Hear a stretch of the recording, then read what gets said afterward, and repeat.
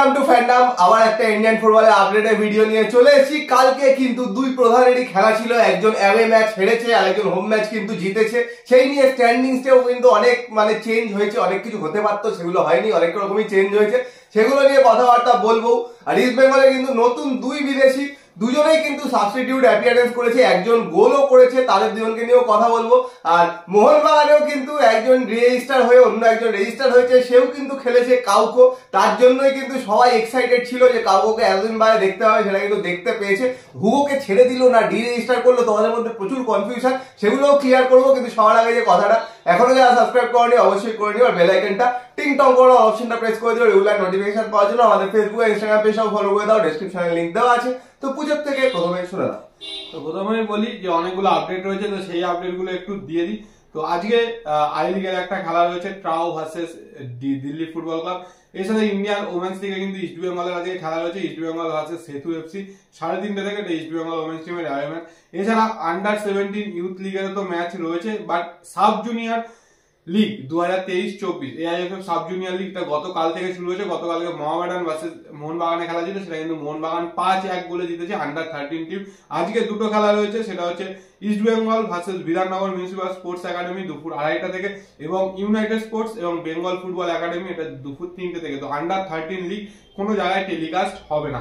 এর সাথে বলে রাখি, গতকাল কিন্তু আই লিগের দুটো গুরুত্ব ম্যাচ ছিল, সেটা হচ্ছে একটা নামধারী ভার্সেস চার্চিল, সেটা 1-1 গোলে ড্র হয়েছে, এবং মোহামেডান ভার্সেস আইজল, যেটা জিতলে কিন্তু মোহামেডান আই লিগের অনেকটা কাছেই পৌঁছে যেত, বাট সেই ম্যাচটাও কিন্তু 0-0 ড্র হয়েছে। তো এরপরে আইএসএল এর কথায় যদি আসি, ইস্ট বেঙ্গল কিন্তু কালকে 3-2 গোলে হেরে গেছে, নিজেদের ডিফেন্সিভ ল্যাপসের জন্যই হেরেছে বলতে গেলে। আর 3-2 গোলে হেরে যাওয়ার ফলে কিন্তু এখনো টপ 6 এ ঢুকতে পারেনি। যদিও কম ম্যাচ খেলেছে, পরপর যদি ম্যাচ জিততে পারে টপ 6 এ ঢুকতে পারবে, কিন্তু নর্থ ইস্ট জিতে কিন্তু এরা নিজেদের জন্য অ্যাডভান্টেজ বানিয়ে নিল। যদিও বেশি ম্যাচ খেলেছে, তবুও ইস্ট বেঙ্গল কিন্তু এখনো অনেকটাই ক্যাচ আপ করতে হবে বাকিদের সাথে, যদি টপ 6 এ ফিনিশ করতে পারে। খেলা আরো ইমপ্রুভ করতে হবে, নতুন প্লেয়াররা এসছে, নতুন প্লেয়ারদের কিন্তু দুজনকেই নামিয়েছে। একটা পজিটিভ দিক হলো, যেরকমই গোল পাক কিন্তু প্রথম ম্যাচে এসেই কিন্তু নতুন যে স্ট্রাইকার সে কিন্তু গোল পেয়ে গেছে। কিন্তু একটাই জিনিস ভাবার, ডিফেন্স নিয়ে কিন্তু চিন্তা করতে হবে, ডিফেন্সটাকে আরো স্ট্রং করতে হবে। কারণ মিডফিল্ডে বা ডিফেন্সের বক্সের কাছাকাছি কিন্তু বল লুজ করছে, আর সেই যে বল লুজ করছে সেগুলোর থেকেই কিন্তু গোল খেয়ে যাচ্ছে। তো এটাই কিন্তু কাজ কোয়াড্রাটকে হয়তো একটু শুধরাতে হবে, ডিফেন্সটা একটু স্ট্রং করতে হবে। তো দেখা যাক, আস্তে আস্তে ম্যাচ কিন্তু হেরেছে, এবারে কিন্তু যদি টপ 6 এ ফিনিশ করতে হয়, এখনো কিন্তু 10টা ম্যাচ বাকি আছে, ডিফেন্সটা কিন্তু আমার মতে অনেকটাই স্ট্রং করতে হবে। আর ভ্যাসকেজের খেলা যত দূর খেলেছে, সুন্দর কিন্তু অনেকগুলো টাচ দিয়েছে, খেলা ভালোই লেগেছে। কিন্তু পরের ম্যাচ থেকে কিন্তু দেখার, কারণ পরের ম্যাচ থেকে হয়তো স্টার্ট করবে। আর বলে রাখি, কালকে ইস্ট বেঙ্গলের প্রত্যেকটা প্লেয়ারই বাজে খেলেছে, ক্লেইটন ছাড়া বলবো, কারণ ক্লেইটনই কিন্তু চেষ্টা করেছিল এবং দুটো গোলেই কিন্তু ওর কন্ট্রিবিউশন ছিল। বাকি কিন্তু সেরকম ভাবে মায়েসও বাজে খেলেছে, নন্দাও বাজে খেলেছে, হয়তো নন্দা গোল করেছে, সায়ন ব্যানার্জি ভুল করেছে, রাকিব ভুল করেছে, লালচুঙ্গুঙ্গা ভুল করেছে, বিষ্ণু ভুল করেছে, প্রত্যেকেই কিন্তু কম বেশি ভুল করেছে। যেই দুটো গোল ভুল হয়েছে, প্রথম দুটো গোলই কিন্তু বলা যায় যে ডিফেন্সিভ ল্যাপসে, দুটোই ক্ষেত্রে কিন্তু ডিফেন্ডাররা একটু ক্যাজুয়াল ছিল, এগেন্স্ট টিমের পায়ে বল দিয়ে দিচ্ছে, সেখান থেকে কিন্তু গোল। আর উল্টো দিকে মোহনবাগানের খেলা নিয়ে বলি, মোহনবাগান কিন্তু ফার্স্ট হাফে 2 গোল এগিয়ে যায়, তারপরে কিন্তু সেকেন্ড হাফে কোনো গোল দিতে পারেনি, প্রচুর সুযোগ মিস করেছে, কামিং সুযোগ মিস করেছে, এছাড়া অন্যান্যরাও করেছে। কিন্তু হায়দ্রাবাদের খেলা সত্যি বলতে গেলে অসাধারণ লেগেছে। 11 জনই ইয়ং ইন্ডিয়ান প্লেয়ার, প্রত্যেকেই কিন্তু অনবদ্য। ফার্স্ট হাফে যদিও গোলগুলো বাজে খেয়েছে, কিন্তু সেকেন্ড হাফ কিন্তু তারা যথেষ্ট ফাইট দিয়েছে। তো হায়দ্রাবাদের 3টে প্লেয়ারকে নিয়ে বলতেই হবে। একজন হলো গোলকিপার অনবদ্য কিছু সেভ দিয়েছে, 1-on-1 সেভ দিয়েছে, খুব ভালো কিছু সেভ দিয়েছে, না হলে কিন্তু আরো গোল হতে পারতো, মিনিমাম কিন্তু আরো 2টো গোল হতেই পারতো।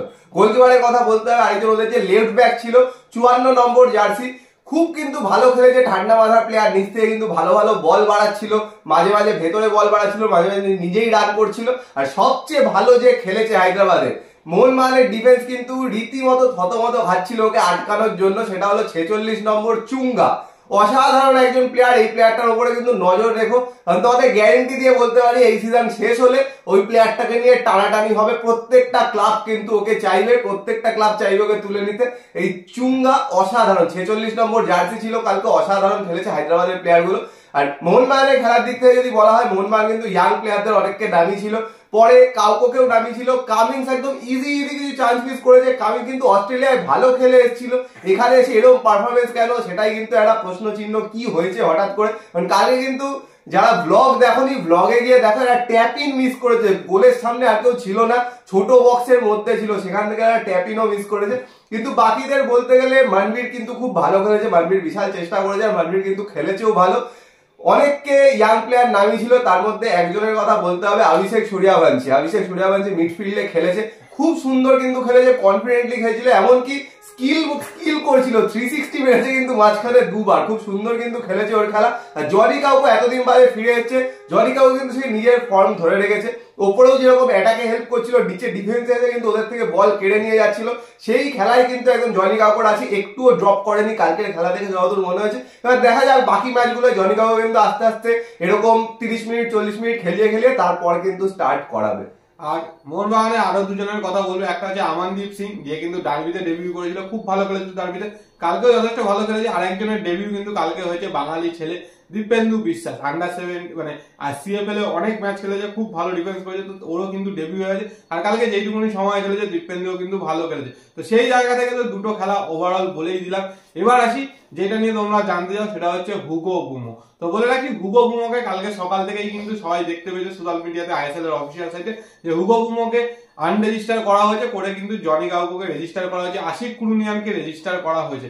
তো বলে রাখি, অনেকেই জিজ্ঞেস করছে হুগো বুমোকে রিলিজ করে দেওয়া হয়েছে। তো বলে রাখি, এখনো অব্দি কিন্তু হুগো বুমোকে রিলিজ করা হয়নি, কারণ হুগো বুমোর সাথে কিন্তু যখন কন্ট্রাক্ট করেছিল 5 বছরের কন্ট্রাক্ট করেছিল, তো সেই জায়গা থেকে ওকে যদি রিলিজ করতে হয়, মিউচুয়াল কন্ট্রাক্ট টার্মিনেশন করলে তো আলাদা ব্যাপার, না হলে যদি ক্লাব ছাড়তে তাহলে কিন্তু ওকে একটা হিউজ পরিমাণ সাবসিডি দিতে হবে। তো সেই জায়গা থেকে কিন্তু এখন এটা আলোচনার মাধ্যমে যদি মীমাংসা হয় তো ভালো। আর যদি ইন্ডিয়ান কোনো ক্লাব ওকে নিতে চায়, তাহলে সেই জায়গা থেকে একটা চাইলে কিন্তু ওকে লোনেও পাঠাতে পারে, কিন্তু যেহেতু উইন্ডো অফ হয়ে গেছে, মানে বন্ধ হয়ে গেছে, তো সেই জন্য কিন্তু লোনে পাঠাতে পারবে না, ওকে কিন্তু কন্ট্রাক্ট টার্মিনেট করে অন্য টিমে দিতে হবে। আর না হলে কিন্তু ওকে এই আনরেজিস্টার অবস্থাতেই রেখে দিতে হবে এই সিজনটা, তারপর সিজনের শেষে ওর সাথে যাই হোক আলোচনা করে একটা কিছু ডিসিশন নিতে হবে। তো এখনো কিন্তু হুগো আছে, মানে টিমে কিন্তু আছে কন্ট্রাক্টেড প্লেয়ার, তো দেখা যাক সিজনের শেষে কি হয়। আর লাস্টে টেবিলটা বলে দিই, মোহনবাগান কিন্তু ভালো একটা জায়গা বানিয়ে নিয়েছে, 4 নম্বরে উঠে এসছে, 12 ম্যাচে 23 পয়েন্ট। আর কেরালা কিন্তু 3 নম্বরে আছে, 13 ম্যাচে 26 পয়েন্ট।